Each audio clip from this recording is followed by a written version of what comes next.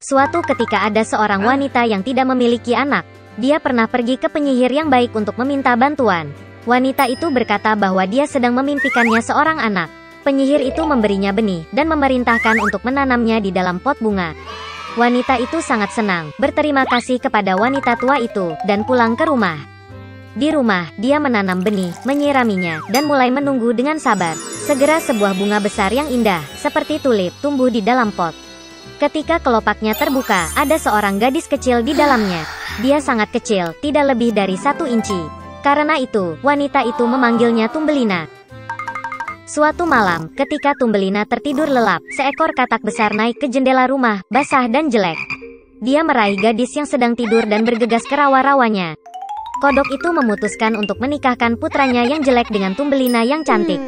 Dia menanamnya di tengah sungai di atas daun lili yang lebar agar gadis itu tidak melarikan diri.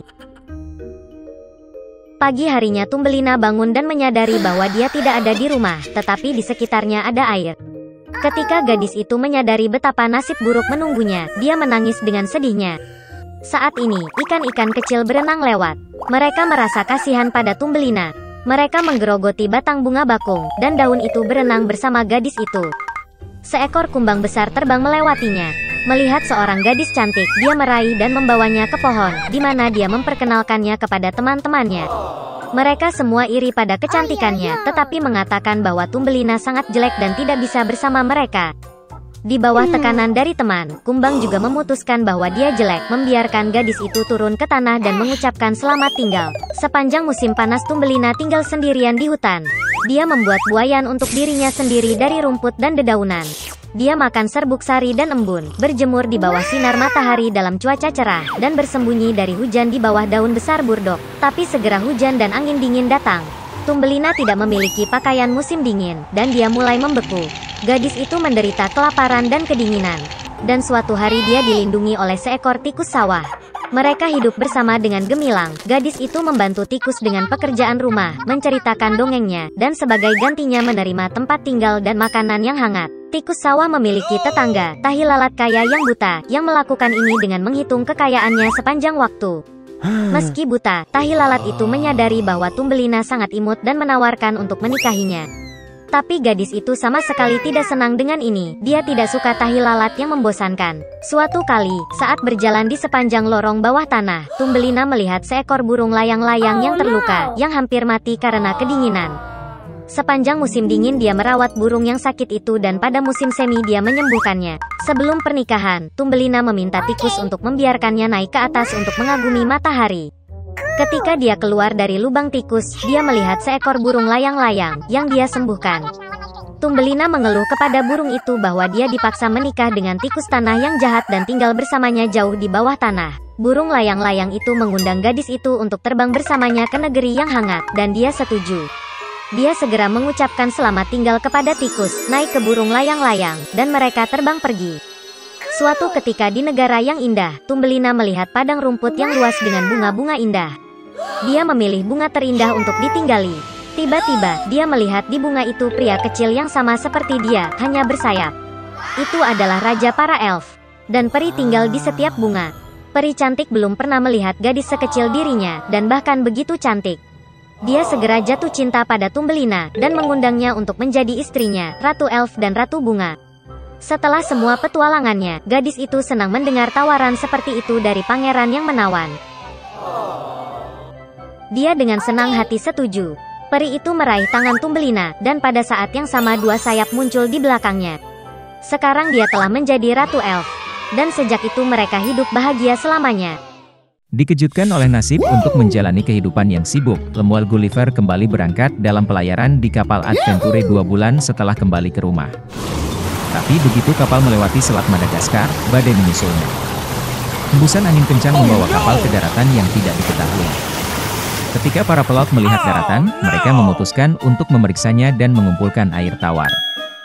Gulliver pergi ke pantai bersama para pelaut, dan awaknya tersebar di seluruh pulau. Tidak menemukan air, Gulliver memutuskan untuk kembali ke pantai. Tetapi begitu dia mendekati lautan, dia melihat bahwa para pelaut telah meninggalkannya. Mereka berlayar dengan layar penuh dari raksasa besar yang mengejar mereka. Karena ketakutan, Gulliver bergegas masuk ke pedalaman pulau. Dia berlari ke ladang gandum dengan telinga besar dan menyadari bahwa dia berada di tanah raksasa. Gulliver duduk untuk beristirahat. Tetapi sebelum dia sempat mengatur napas, dia melihat kaki besar yang akan menginjaknya. Gulliver mulai berteriak sekeras yang dia bisa. Dan raksasa itu memperhatikannya. Dia mengangkat Gulliver dengan tangannya, memeriksanya dengan saksama, dan membawa pria kecil itu ke pemilik petani. Petani itu mencoba berbicara dengan Gulliver, tetapi suaranya sangat keras sehingga membuat pria kecil itu tuli. Kemudian pemiliknya membawa pulang Gulliver. Di rumah, keluarga petani sedang mempersiapkan makan malam. Pria kecil itu duduk di atas meja di mana potongan besar daging sapi dan roti tergeletak. Tetapi sebelum Gulliver sempat memecah rotinya, putra petani itu mengambilnya secara terbalik dan mulai mengocoknya. Dia mengira Gulliver adalah mainan dan mencoba memasukkannya ke dalam mulutnya. Kemudian sang ayah dengan keras mengancam putranya dan memintanya untuk memperlakukan lelaki kecil itu dengan lebih hati-hati.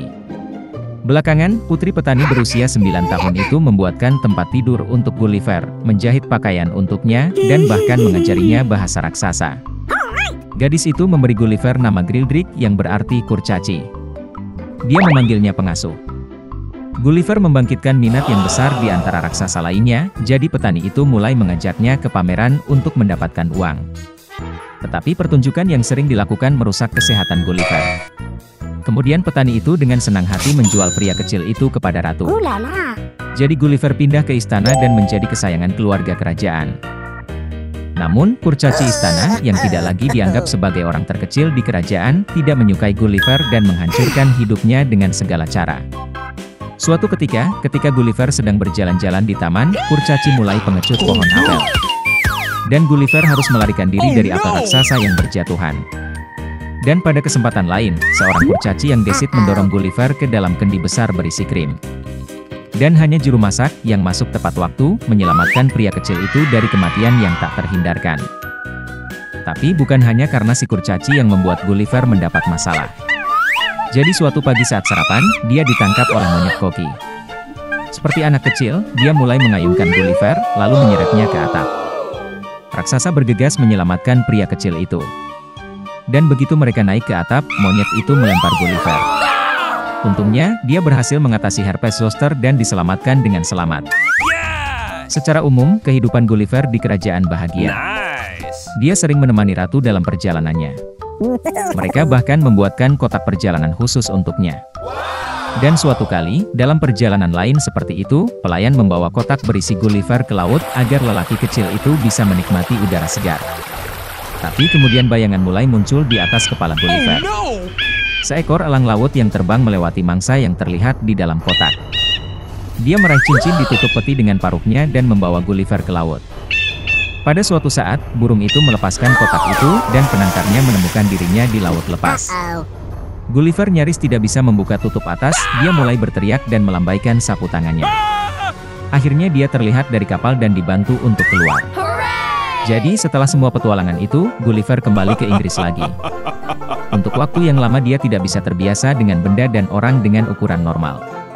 Dan istri Gulliver, karena takut dia menjadi gila, melarang keras suaminya untuk memikirkan perjalanan.